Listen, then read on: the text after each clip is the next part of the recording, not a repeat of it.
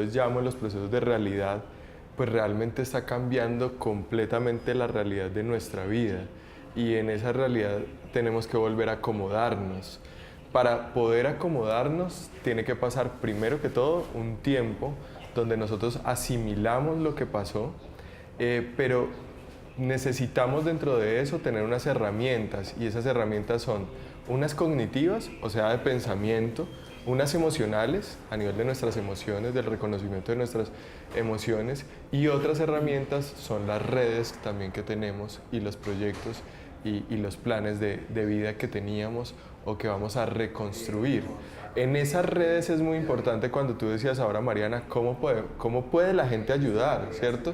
Emocionalmente. En esto que ha pasado, hemos visto que se han empezado a movilizar todas las redes humanitarias también para todo el manejo emocional. Están llevando psicólogos a los sitios de las catástrofes, están llevando mucha gente que pueda ayudar. Y cuando tú estás en una brigada de atención emocional, lo primero que tienes que hacer es entender la posición de la víctima, entender que lo ha podido perder todo y que hacer que esa persona se sienta escuchada, entendida, comprendida, que tenga el espacio de hablar. Inmediatamente esa persona pueda tener ese espacio de hablar y de sentirse entendida, de sentirse comprendida, de sentir que hay alguien que respalda ese proceso emocional.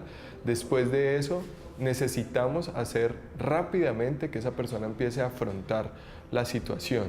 O sea, no puedo permitir que se quede todo el tiempo en la victimización, sino que después de que esa persona logre generar el proceso de aceptación, yo debo hacer que afronte. ¿Cómo se afronta? Por ejemplo, yendo al sitio donde ocurrió, observando cómo quedó, cuáles fueron los daños que tuvo, teniendo contacto con esa parte, por ejemplo, si tuvo una pérdida de un familiar, teniendo contacto directo. Porque cuando yo evito, como siempre lo decimos, cuando evito esa situación, lo único que hago con la evitación es aumentar todo ese dolor, aumentar toda esa secuela emocional que eso me va a causar. Claro que sí, doctor. No se supera, digamos, completamente porque no se vive el duelo como tal. Doctor, pensaba yo, todo el tiempo decimos lo material es lo de menos, lo material no importa. Pero cuando uno se queda Pero en su en la casa, situación que ellos viven, por ejemplo, donde lo mencionaba hace un rato, ni siquiera ropa interior les queda para ponerse, no tienen nada que ponerse, ni siquiera un jabón para bañarse, cosas como esa, que mella hace eso en la mente, en la psique de las personas. Realmente eso sí es muy importante, eso de alguna forma también lo decíamos cuando ocurrió el terremoto de Armenia, decíamos como bueno, lo material, pero resulta que nos dimos cuenta que esa pérdida de lo material en las personas es perder el arraigo, esa pérdida, se te cae tu casa, se te cae tu psicología porque tú tienes en tu mente esa casa como tu proyecto, como tu proyecto material ahí, tangible. Y al caerse de eso es como si se cayeran todas esas herramientas psicológicas y después levantar esas herramientas psicológicas es mucho más difícil. O sea que sí es muy importante la parte material dentro de nosotros. No se puede subestimar, siempre tenemos que tener en cuenta eso. Pero a nivel psicológico, y como siempre lo trabajamos en psicología cognitivo-conductual, es entendiendo que la situación que se está viviendo no debería ser garante de nuestra felicidad. Es decir, si se cayó la casa, eso es una situación. Si se nos dañó la casa, es una situación. Pero realmente nosotros tenemos herramientas psicológicas y tenemos una cantidad de cosas que pueden ser nuestra felicidad a pesar de esa dificultad extrema. La mayoría de procesos terapéuticos psicológicos nacieron en los procesos de guerra, cuando estábamos en guerras. Ahí fue cuando más pudimos investigar y cuando más pudimos realizar terapias para las personas en esos momentos. Esto, en una catástrofe, es entre comillas similar a un proceso de guerra, porque en el proceso de guerra la persona puede perder sus familiares, su casa, su nombre, ¿sí? En este caso las personas están perdiendo cosas materiales, están perdiendo familiares, están perdiendo elementos emocionales. Hay un autor de la logoterapia que es Viktor Frankl, que me gusta mucho, que él dice, a pesar de estar en la guerra, de que él estuvo en la guerra, de que estuvo en una concentración nazi, de que perdió su familia, sus cosas, incluso perdió su profesión y su nombre y le pusieron un número aquí y ya no se llamaba como se llamaba antes, sino que se llamaba como ese numerito. A pesar de eso, él aprendió en esa situación tan adversa, que era como estar metido en el lodo, aprendió a tener herramientas para su propia felicidad y encontró un sentido de vida. Y eso es algo muy importante, permitirle a las personas que han pasado por esto, a que después de que reconozcan lo que pasaron, a que después de que lo manifiesten, permitir que ellos mismos sean partícipes de ayudar a otros dentro del proceso, que ellos mismos sean partícipes de la reconstrucción y de encontrarle un sentido a eso, como siempre pasa en los procesos traumáticos, ¿no? Bueno, doctor, en este caso no solamente se despiertan sin tener nada, sino sus seres queridos. Y empezamos a cuestionar la fe en lo que creamos. Muchas personas creerán en su Dios, muchas personas creerán en su Dios interno, y empiezan a tener como esta contraindicación de ¿por qué sucedió? El por qué me pasó a mí.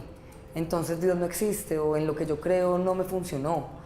¿Cómo hacerles entender que eso no es cuestión de fe, ni cuestión de que alguien mandó a hacer este daño, sino meterlos como más bien en el cuento de que hay que sanar, perdonar, olvidar?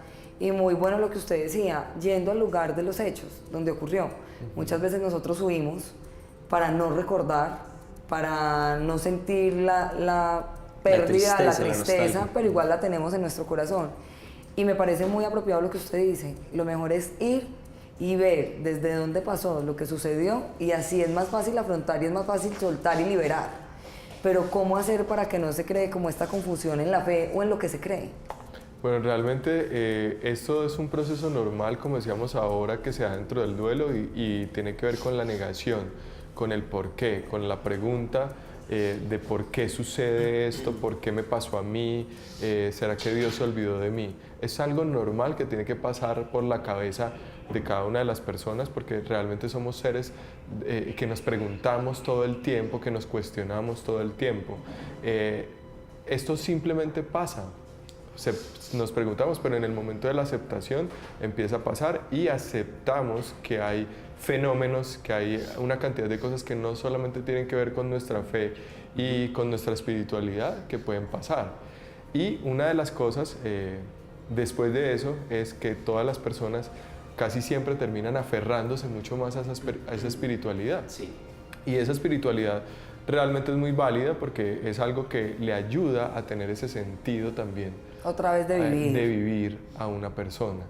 Porque en un momento de estos, en un momento traumático o realmente trágico como estos, perdemos eso, las ganas de vivir, perdemos las ganas de seguir luchando porque se nos caen todos nuestros sueños, nuestros anhelos, nuestras proyecciones.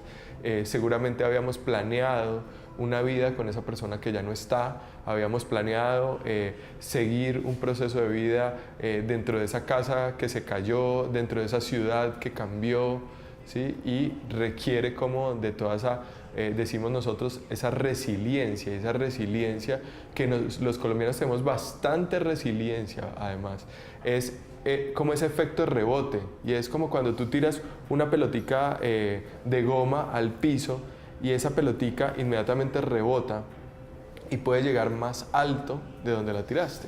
La resiliencia es esa capacidad que tenemos los seres humanos de caer, rebotar y poder llegar mucho más alto.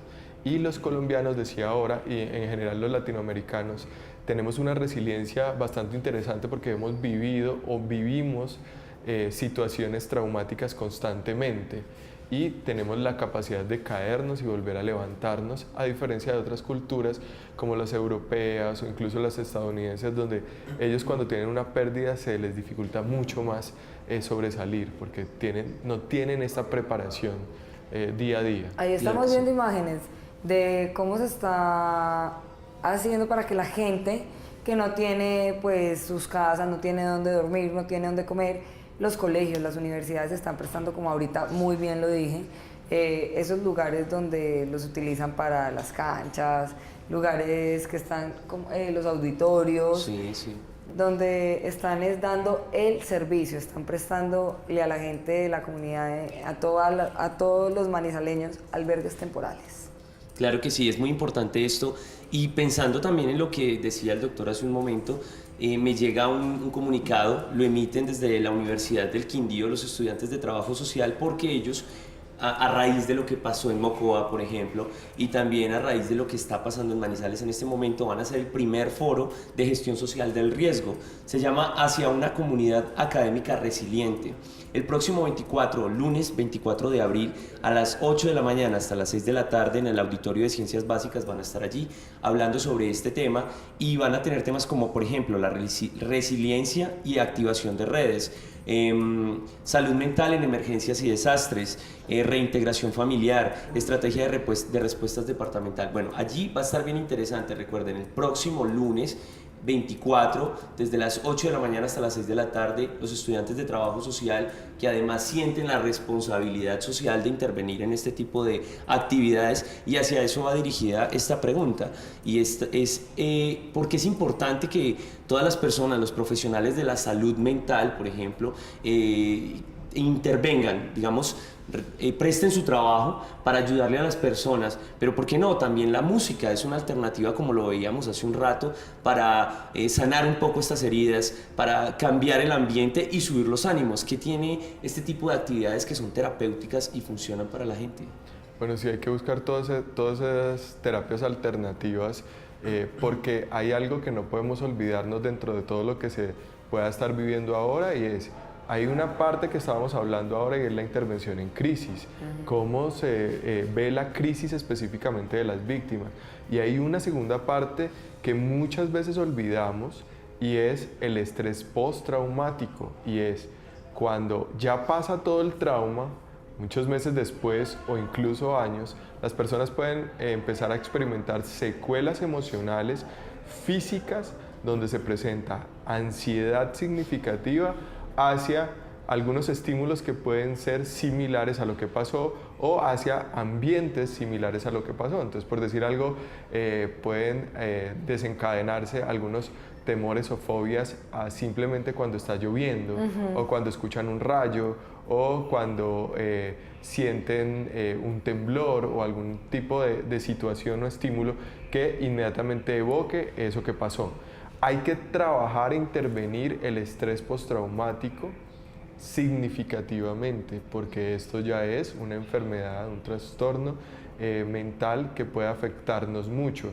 Realmente yo podría decir que entre más resiliencia tenemos, menos estrés postraumático generamos, pero cada vez vemos más la aparición de estrés postraumático. Por ejemplo, en solamente los habitantes de Armenia, volviendo otra vez a lo del terremoto, vemos que mucha gente de acá que vivió el terremoto quedó con fobia a un temblor, quedó con estrés postraumático, y ha sido algo que nunca le han o le hemos parado muchas bolas. Nosotros estábamos haciendo alguna vez algunos ejercicios terapéuticos grupales con el tema del terremoto, y veíamos una cantidad de gente que tenía fobias reales y que tenía estrés postraumático. Entonces hay que hacerlo, hay que tener terapias alternativas, y hay que tener todo este manejo del estrés postraumático. Bueno, doctor, pues nosotros nos vamos a un pequeño corte comerciales en este momento, pero ya volvemos con mucha más información. Recuerden que tenemos una entrevista que nos va a sacar de muchas dudas, y también nos va a enseñar mucho cómo prevenir y cómo estar atentos si esto nos ocurre a nosotros.